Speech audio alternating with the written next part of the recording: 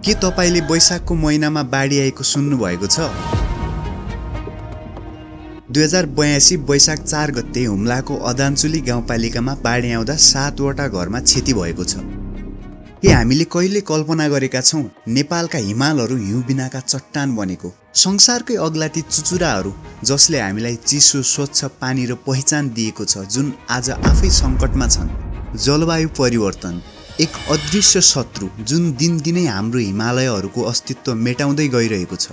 यो केवल पृथ्वीको तापक्रम बढाउने विषय होइन, नेपालको जीवनशैली र अस्तित्वसँग गाँसिएको गम्भीर एउटा प्रश्न पनि हो। स्वागत छ सबैलाई राइज अफ रिसर्चको एउटा अर्को भिडियोमा। आज हामी कुरा गर्नेछौँ क्लाइमेट चेन्जको बारेमा। सामान्यतया हिमरेखा 5000 मिटरको उचाइदेखि सुरु हुन्छ। नेपालमा जम्मा 1310 वटा हिमालहरू रहेका छन्, जसमध्ये 6000 मिटरभन्दा अग्ला 250, 7000 मिटरभन्दा अग्ला 100 र 8000 मिटरभन्दा अग्ला 8 वटा हिमालहरू रहेका छन्। विश्वका झन्डै 20% मानिसहरूलाई पानी दिने यी हिमालहरू आज आफै सुक्खा हुँदै गइरहेका छन्, जसको प्रमुख कारण हो क्लाइमेट चेन्ज। पृथ्वीमा सन् 1906 देखि 2005 सम्म औसत तापक्रम 0.74 डिग्री सेल्सियसले बढेको छ। त्यस्तै सन् 1961 र 2003 का बीचमा समुद्र सतहमा प्रति वर्ष 1.8 मिलिमिटरले वृद्धि भएको छ। जलवायुमा आएको यस्तो अस्वाभाविक परिवर्तनको कारण जलवायु परिवर्तन नै हो। विश्वव्यापी रूपमा जलवायु परिवर्तनको जोखिमको हिसाबले नेपाल चौथो स्थानमा रहेको छ। पछिल्ला केही दशकहरूमा तापक्रम असामान्य रूपमा बढ्दै गइरहेको छ। वैज्ञानिकहरूका अनुसार हिमाली क्षेत्रको तापमान समुद्री सतहको क्षेत्रभन्दा 2 गुणा छिटो बढिरहेको छ। सन् 1960 यता नेपालको ग्लेसियरहरूमा झन्डै 25% हिउँ हराइसकेको अवस्था छ। नेपालमा गत 50 वर्षमा औसत तापक्रम 1.8 डिग्री सेल्सियसले बढेको देखिन्छ। तर यो 1 डिग्रीले के फरक पर्छ त? यसबाट सृजना हुन्छ हिउँको असामान्य पग्लावट, जसको कारणले हिमतालहरू फुट्न सक्ने सम्भावना अत्यधिक बढी हुन्छ। हरित गृह ग्यासको प्रमुख कारकको रूपमा देखिएको कार्बन डाइअक्साइडको उत्सर्जन नै विश्वव्यापी उष्णीकरण र जलवायु परिवर्तनको प्रमुख कारण मानिएको छ। विश्वव्यापी रूपमा बढेको यस समस्याका लागि विश्वका औद्योगिक तथा धनी राष्ट्र जिम्मेवार रहेको यथार्थ विभिन्न अध्ययन तथा प्रतिवेदनहरूले सार्वजनिक गरिसकेका छन्। आजभन्दा झन्डै 40 वर्ष अघि सन् 1985 अगस्तमा हामी क्षेत्रमा रहेको दिगच्छो हिमताल विस्फोट हुँदा 11 किलोमिटर तलको भूभागमा पर्ने एउटा सानो जलविद्युत परियोजनामा पूर्ण रूपमा असर परेको थियो। त हिमताल विस्फोटपछि आएको बाढीमा परेर 3 जनाको मृत्यु हुनका साथै 80 किलोमिटर तलसम्मको नदी क्षेत्रमा असर देखिएको थियो, जस क्रममा 14 वटा साना ठुला पुल ध्वस्त हुनका साथै खेतीयोग्य जमिनहरूमा समेत असर परेको थियो। नेपालमा रहेका लगभग 3252 वटा हिमतालहरूमध्ये कयौं हिमतालहरू विस्फोटको खतरामा रहेका छन्।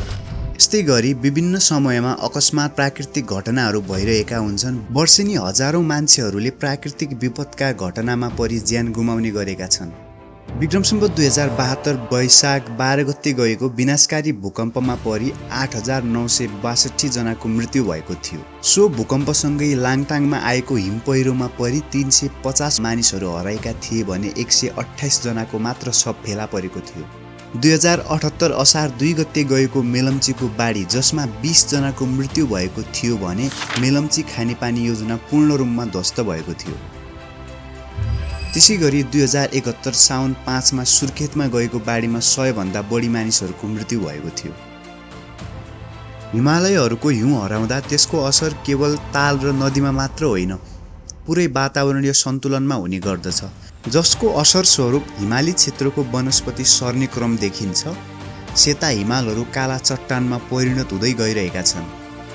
विभिन्न जनावरहरू जस्तै हिमचितुवा, रेड पाण्डा सङ्कटमा रहेका छन्। चैत वैशाखमा फुल्ने गुराँस पुष माघको महिनामै फुलिरहेका छन्। साबिकको समयभन्दा पहिले बिरुवामा फूल लाग्ने र चराले चाँडै अण्डा पार्ने गरेको पाइन्छ। यसले गर्दा पन्छी र अन्य जनावरको खाद्य चक्रमा असन्तुलन हुन गई सिङ्गो पारिस्थितिक प्रणालीमा नै खलल हुने सम्भावना बढेको छ।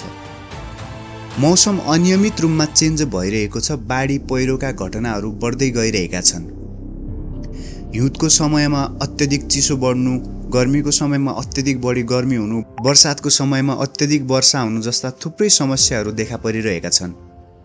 त्यस्तै कृषि क्षेत्रमा उत्पादन घट्दै गइरहेको छ, नयाँ रोग र कीटनाशकको प्रकोप बढिरहेको छ, पानीको अभावले सिँचाइमा समस्या पनि बढेको देखिन्छ।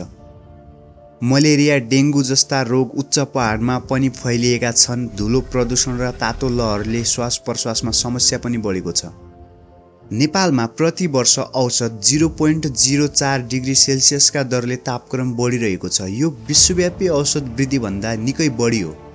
सन् 2050 सम्म नेपालको औसत तापक्रम 1.5 डिग्री सेल्सियसदेखि 3 डिग्री सेल्सियसले बढ्ने अनुमान गरिएको छ, जसको कारण हिमाल सुक्ने र नदीहरू सुक्खा हुने खतरा बढेको छ। के हामी हार मान्न बाध्य छौँ र क्लाइमेट चेन्ज कन्ट्रोल गर्ने के विकल्प छ हामीसँग? हाल विश्वमा हुने हरितगृह ग्यासको कुल उत्सर्जनमा नेपालको हिस्सेदारी 0.025% रहेको छ। कार्बन डाइअक्साइडको अत्यधिक उत्पादनका कारण नै जलवायु परिवर्तनको समस्या देखा परेको हो। जलवायु परिवर्तनका सन्दर्भमा सन् 2004 मा प्रकाशित प्रतिवेदनलाई आधार मान्ने हो भने अहिले विश्वमा उत्सर्जन हुने करिब 60% कार्बन डाइअक्साइड वनजङ्गलले नै सोच्ने गर्दछ।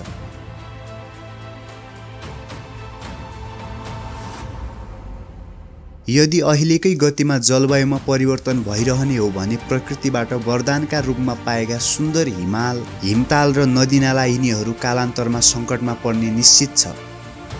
त्यसो भयो भने हामीले निकै ठुलो ऊर्जा सङ्कटको सामना गर्नुपर्नेछ।